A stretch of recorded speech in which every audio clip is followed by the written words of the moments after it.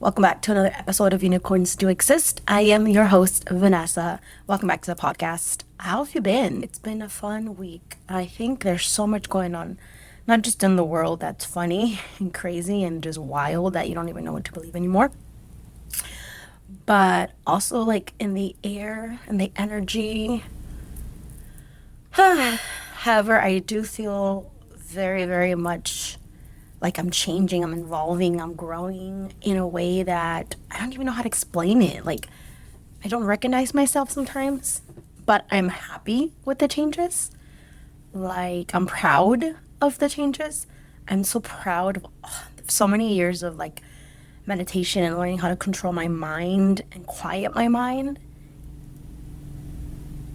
I feel like it's paying off right now. Like, all the work that I've done on myself, mentally, physically, emotionally, is what is getting me through this little growth spurt that I'm going through right now. Like, kind of like people, like I'm shedding so much, and I love it.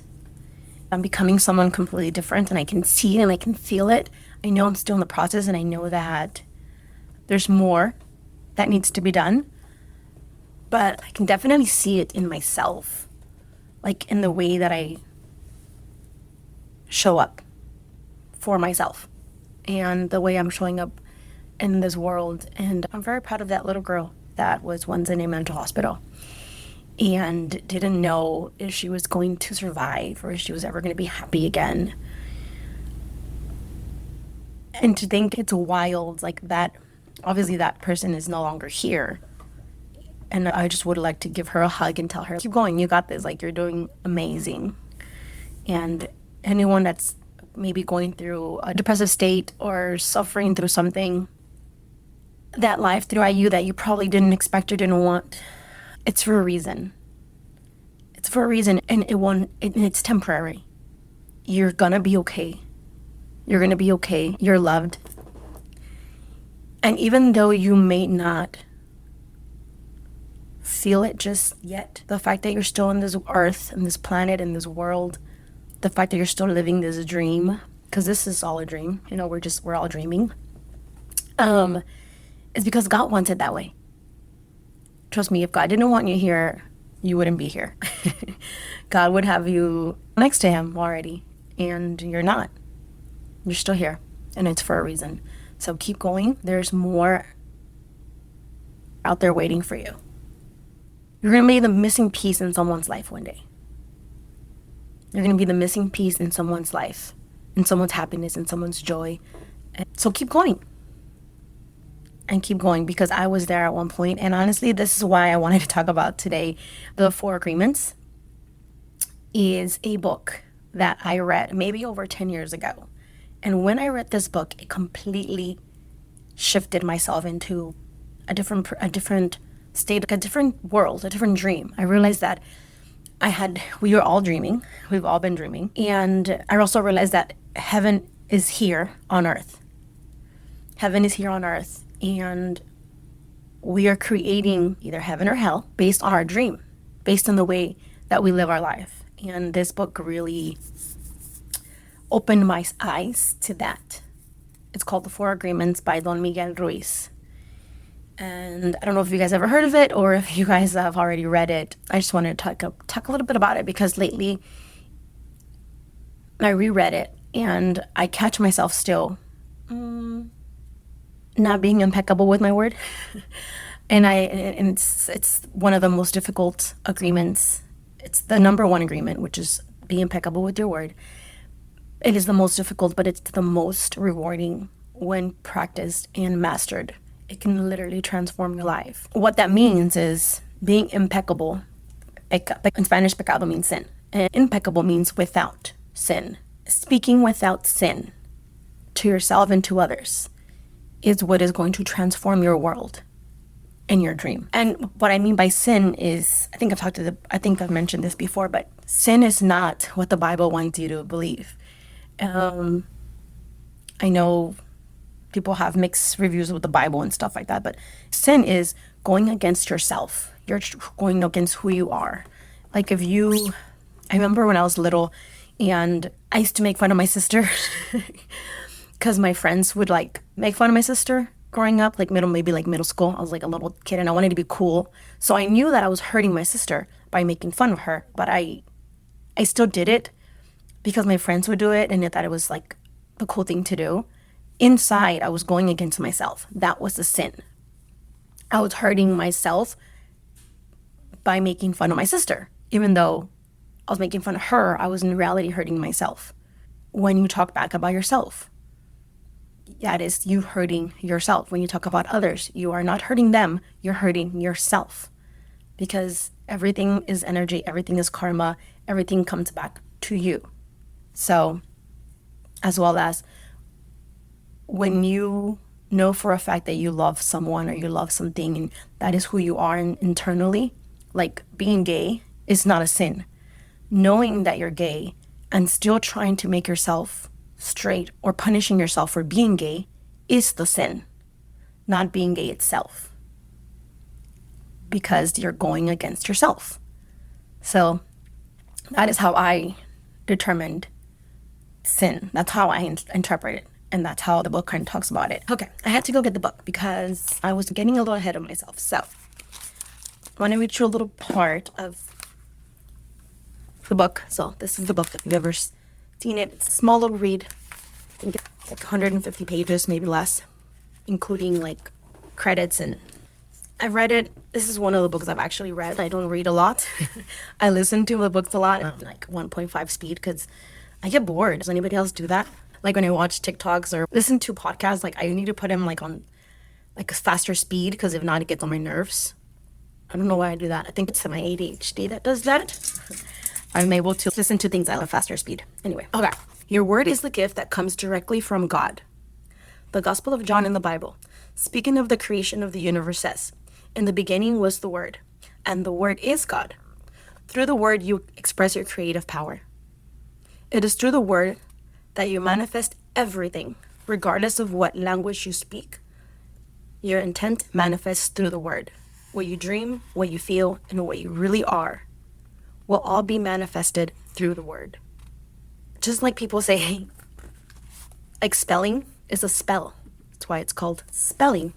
You can, through your word, you can put people in a spell, in a trance.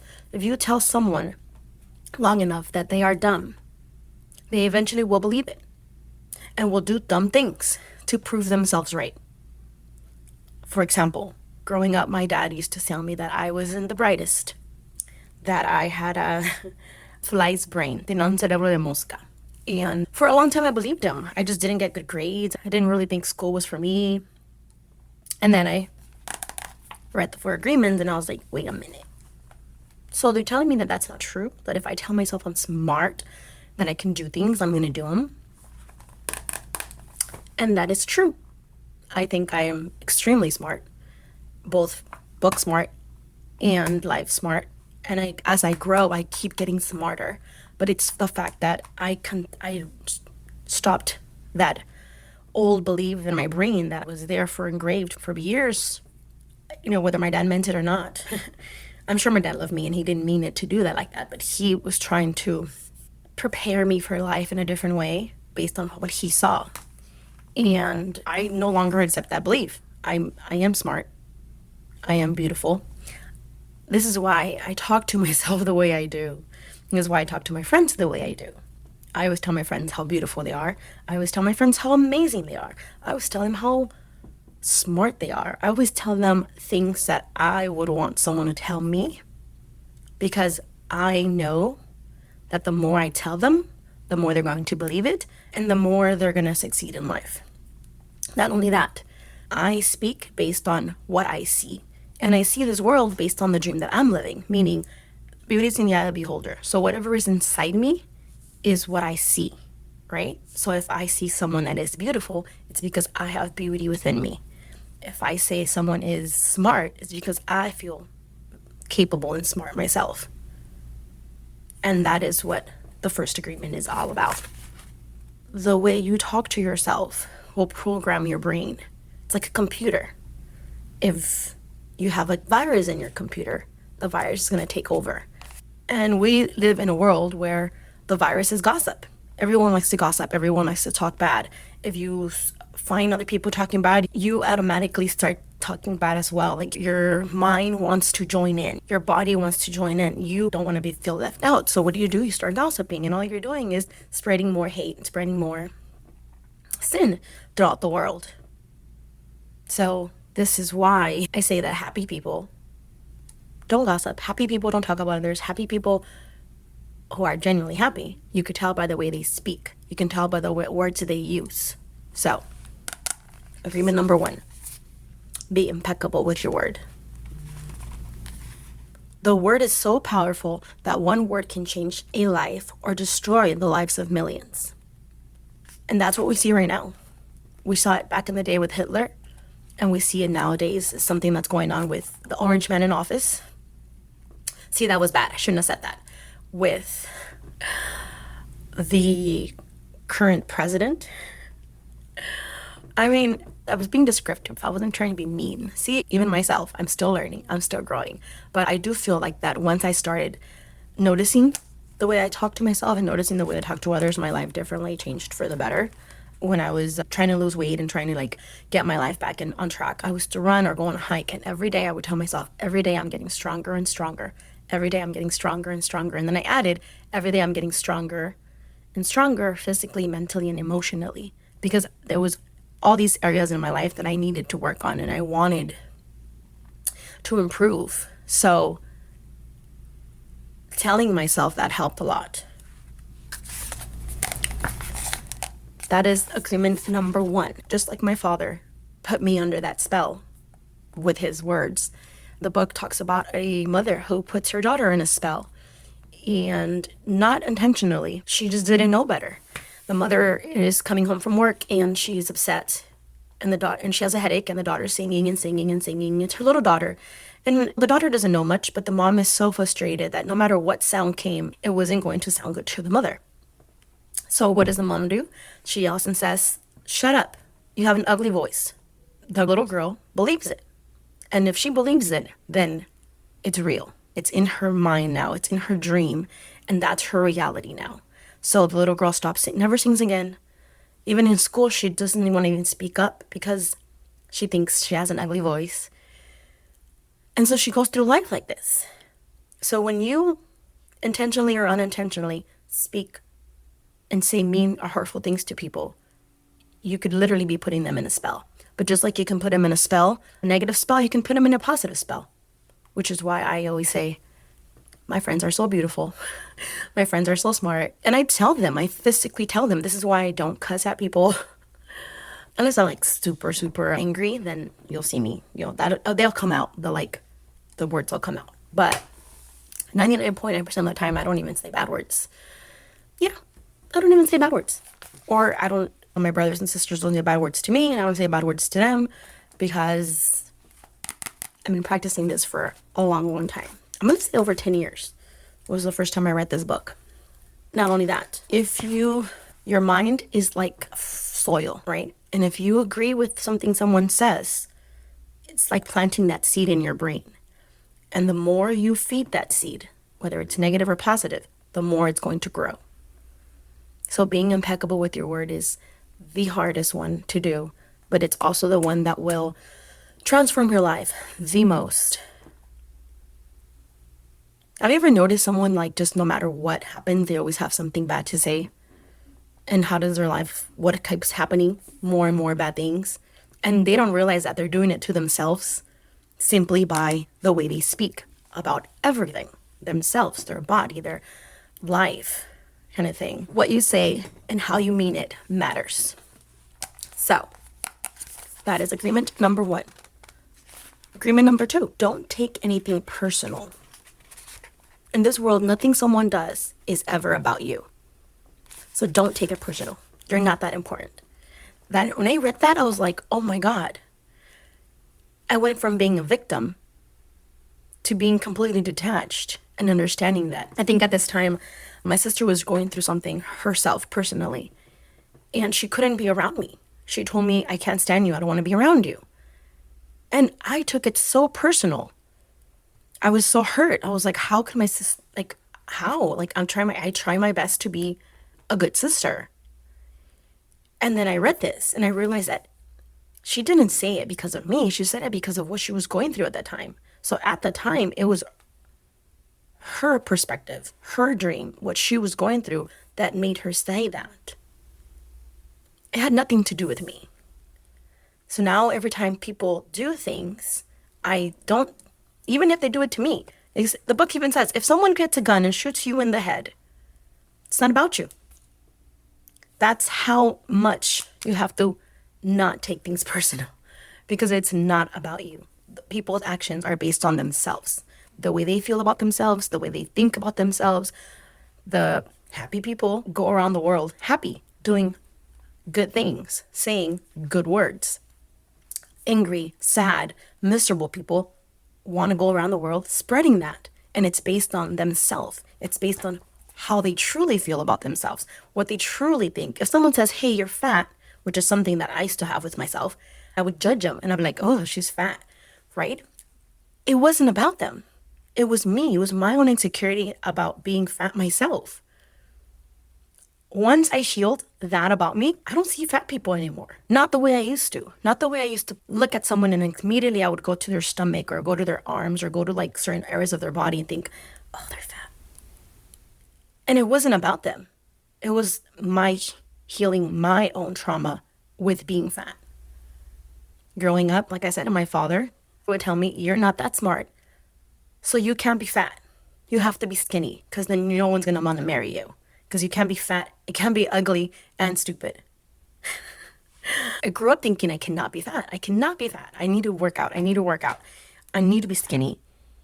And instead of just loving myself, as you know, a parent should just love a child, I didn't love myself. I had rules for myself. Once I healed that, once I learned to love myself for who I am, honestly, having my child healed so many of those wounds. I'm not saying that's the solution for people, but I've been practicing it for so long that after having my child, I could see it even more clearly in myself. Like, I love my body. I love my body. Not simply because it's mine, because it gave life. Like, I never thought I could do something like that. And I'm beyond grateful to my body. I mean, I love working out because I love my body. Not because I'm vain or because I want to be skinny anymore, but more because I want to maintain it healthy. I want to keep it alive. I want to treat it good. Like, the way you treat yourself is the way you treat others. Second agreement is all about personal importance and how that is a sin kind of thing. Because you're not that important. People are always going to do whatever they think is best for them based on where they are in life, what they think they deserve, whatever keeps them away from pain and closer to pleasure. Whatever happens around you, don't take it personal. If someone says, hey, you're stupid, without knowing you or knowing anything about you, it's not about you. Don't take it personal. Because if you take it personal, then perhaps you do believe that you're stupid. Maybe you think to yourself, wow, how did he know I was stupid? Then you're agreeing with that person if you take it personal. So if someone could come up to me and be like, you're an ugly bitch, I'd be like, okay. Because I don't think that's true. So why would I listen to them? Why would I get offended? I don't get offended. But like, okay, sure. Have a great day. You know, because the moment I get offended is the moment I agree with that person and the person wins. That is what this agreement taught me. If someone gives you an opinion and says, hey, you look fat, don't take it personal. Because the truth is that the person is dealing with his or her own feelings, beliefs, and opinions. That is exactly how I was. I was dealing with my own beliefs, opinions, and feelings about myself back in the day. Even if you tell me, hey, Vanessa, what you're saying hurts me, it's not what I'm saying. It's that you agree with what I'm saying that hurts you. So, practicing this agreement took me a while as well. Especially when some people do things or say things to me and then I do feel offended, I do feel hurt. that's when I have to go back and say, like, okay, what about this hurt me and why? What do I agree with? What are they right about? Like, how do I overcome it? That was agreement number 2. When I was going through my divorce, or I guess I'm still going through it, but when I was getting separated, my ex used to tell me, she asked me once, and she's like, well, how would you feel if I told you you were a bad mom? And I was like, honestly, I don't care, because it doesn't affect me. I'm not a bad mom, and I know that. But I realized that every time I would tell her, she would get so offended. She would get so mad. She would get so hurt. She's like, that's what she said, how would you like it if I told you? I was like, I honestly don't care, because I know it's untrue. But then I realized that it hurt her so much because she agreed with me. She agreed with what I was saying. That's what made her upset. I don't say it anymore because I realize that at the same time, I need to be impeccable with my word. And so now I say things like, I'm grateful that she's doing her best and she's trying. That's because I know now the power of my word. And I know now how magical our words are, because your word is magic and you can bless your life or curse it with it. So why would I say something I don't want? But like I said, when emotions are involved, these become more difficult. And it's a practice, and it's something that I still am learning to do. But we'll get to that later. Don Miguel Ruiz, the author, says, write this agreement on a paper and put it on your refrigerator to remind you at all times. Don't take anything personal. Don't do it. As you make it a habit of not taking anything personal, you won't need to place your trust in what others do or say. You will only need to trust yourself to make responsible choices. You are never responsible for the actions of others. You are only responsible for you. When you truly understand this and refuse to take things personal, you can hardly be hurt by the carelessness or careless comments or actions of others. If you keep this agreement, you can travel around the world with your heart completely open and no one can hurt you. You can say, I love you without fear of being ridiculed or rejected. You can ask for what you need. You can say yes, and you can say no. Whatever you choose without guilt or self-judgment. You can choose to follow your heart, always. Then you can be in the middle of hell and still experience inner peace and happiness. You can stay in your state of bliss, and hell will not affect you at all. That is the power of not taking things personal. The third agreement is don't make assumptions. And I think back in the day they would tell us this, but in the sense of like, if you make up some assumptions, you make an ass of you and me. I don't know if I've broken down the word. Don't make assumptions, because it makes an ass of you and me. Get it? Assumptions. That's how I heard it a long time ago. But the way the book explains it is, we as humans have the tendency of making assumptions, like creating a whole story in your brain before it even happened. And the bad thing with that is that 99.9% of the times that people do that, the story is worse than it really is, than reality. Have you ever believed that someone did something to you and you felt the emotions and you felt so angry and you felt either sad or angry or whatever, like because you thought they did it, and then you find out that it wasn't really true, that it never really happened? It doesn't matter, because you already solved the emotions. Even though it didn't happen, that is the power of assuming things. The problem with making assumptions is that we believe that they are truth. We could swear they are real. We can make assumptions about what others are doing or thinking. We take it personally, then we blame them and react by sending them emotional poison with our words. When we make assumptions, we're asking for problems. When we make assumptions, we misunderstand, we take things personally, and we end up creating a whole drama for nothing. We create a lot of emotional poison just by making assumptions and taking it personally, because usually we start gossiping about what is assumed.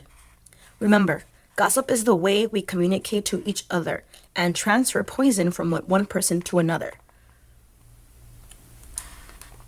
Because we're afraid to ask for clarification, we make assumptions and we believe we are right about the assumption. Then we defend our assumption and try to make someone else wrong.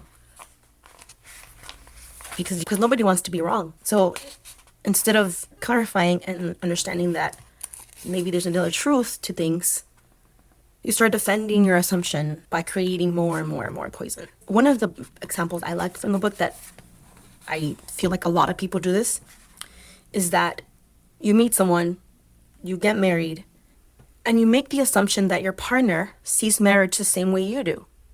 You never discuss it, you never talk about it, but you assume your partner sees marriage and understands marriage the way you do. Then you live together and you find out that it's not true. It creates a lot of conflict, but you still don't try to clarify your feelings about marriage. The husband comes home from work and the wife is mad, and the husband doesn't know why. Maybe it's because the wife made an assumption without telling him what she wants. She makes an assumption that he knows her so well, that he knows what she wants, as if he can read her mind. So she gets so upset because he fails to meet her expectations. Making assumptions in a relationship leads to a lot of fights, a lot of misunderstandings with people we supposedly love. In any kind of relationship, we can make the assumption that the other one knows what we think, and we don't have to say what we want. They are going to do what we want because they know us so well. If they don't do what we want, what we assume they should do, we feel hurt and think, how could you do that? You should have known. Or how did you not know when you never even told them? Assuming that the other person knows what we want. A whole drama is created because we make this assumption and then put more assumptions on top of it. We have millions of questions that need answered because there are so many things that our reasoning mind cannot explain. It is not important if we answer it correctly. Just that answer itself makes us feel safe. This is why we make assumptions.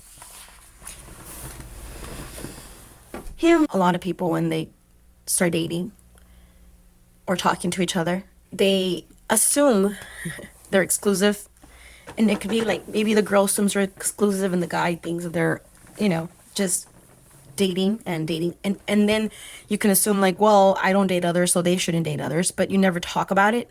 And then you find out that they're talking to someone and you get offended or you get upset and you're like, oh, he cheated. But you guys never discussed it. So I always tell people, be completely open about what you want, how you want it, what it means to be married, what it means to be in a relationship, what it means to be dating, because everybody has different definitions for these things. And when you avoid the conversation and you assume that dating to you means the same thing it means to them, is when all the issues and problems and arguments start. When you assume someone wants kids that you're dating, and then later on you get married and they say, well, no, I don't want kids. It's like, well, you should have told me. You should have asked.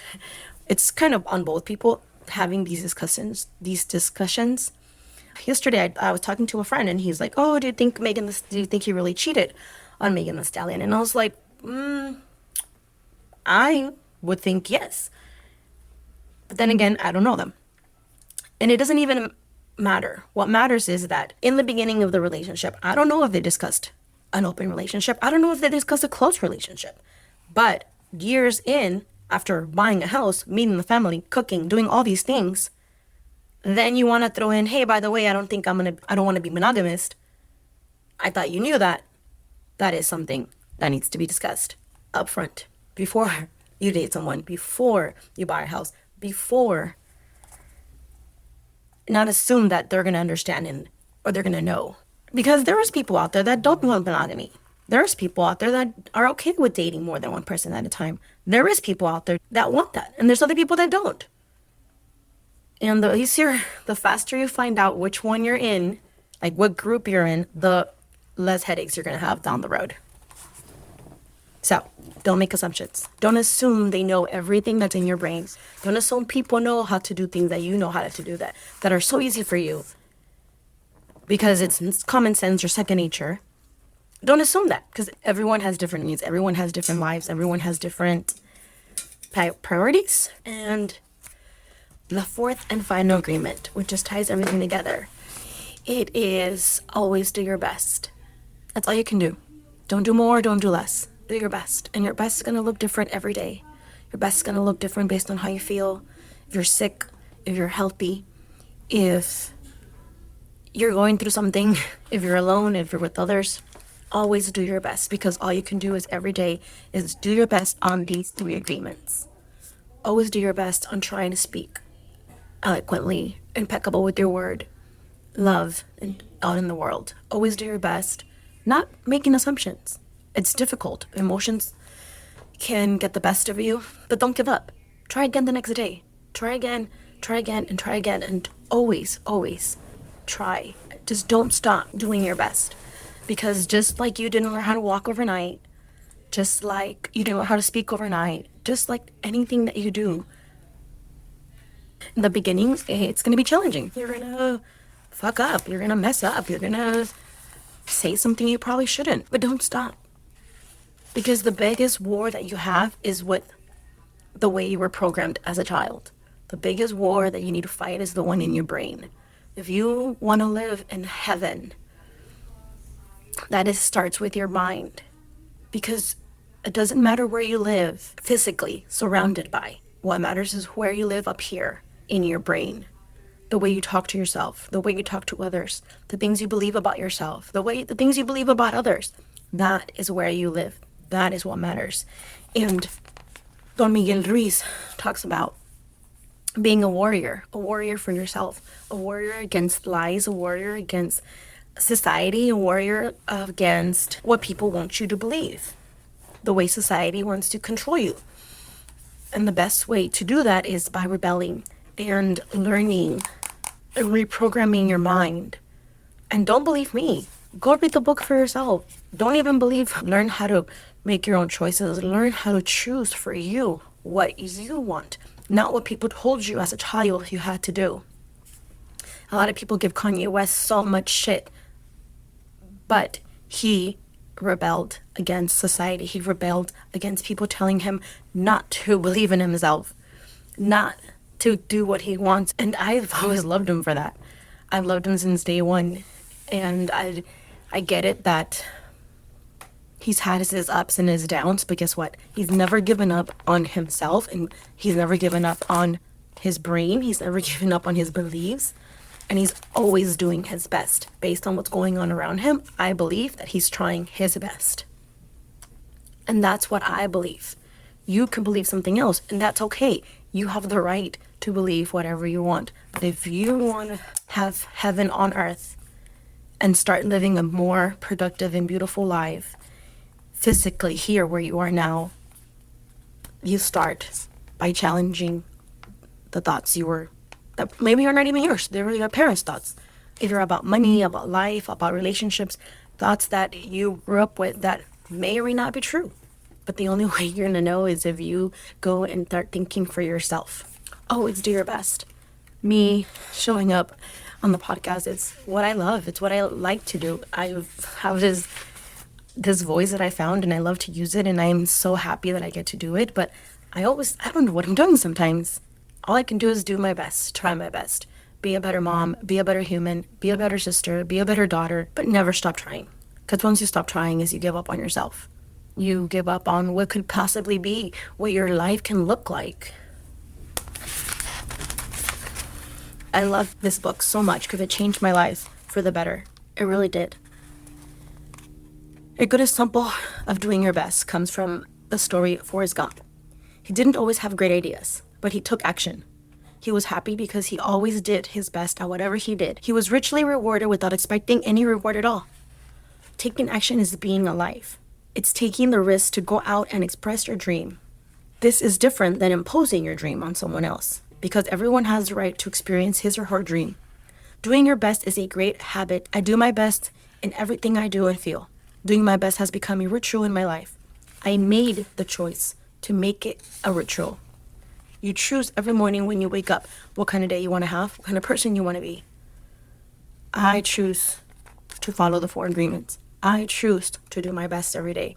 I choose love over and over and over. And I do make everything a ritual, because if I don't, then I won't practice it. I won't do it. God is life in action. The best way to say, I love you, God, is to live your life doing your best. The best way to say, thank you, God, is by letting go of the past and living in the present moment. right here, right now. Whatever life takes away from you, let it go. When you surrender and let go of the past, you allow yourself to be fully alive in the moment. Letting go of the past means you can enjoy the dream that is happening right now. Like I said, this is all a dream. We're all dreaming.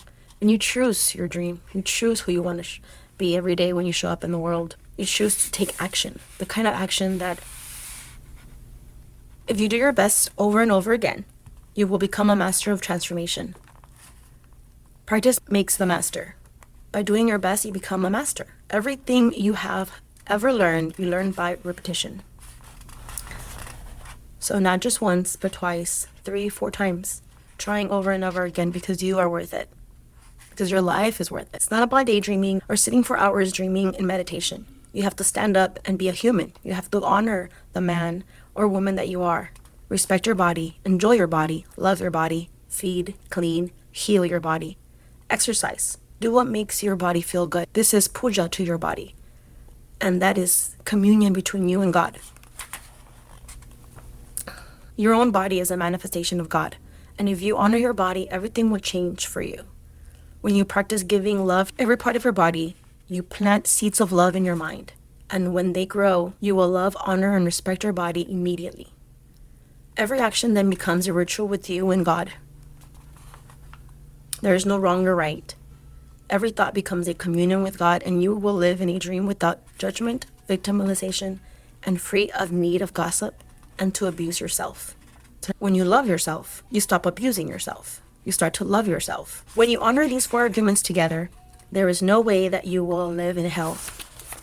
If you are impeccable with your word, if you don't take anything personal, if you don't make assumptions, if you always do your best, then you're going to have a beautiful life. You're going to control your life 100%. The 4 agreements are a summary of the mastery of transformation. You transform hell into heaven. And that's what I did. Not regressing, not falling into depression, not going back is a practice. A practice I choose every day. Because I'm worth it. Because my son's worth it. Because my family's worth it. Because this life is worth it.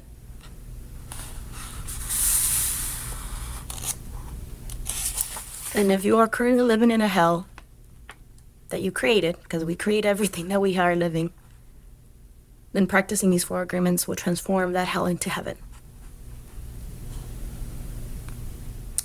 But just do your best to honor the agreements. Don't be mad at yourself if you mess up.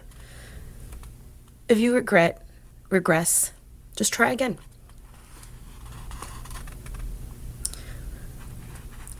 And this is not an easy task.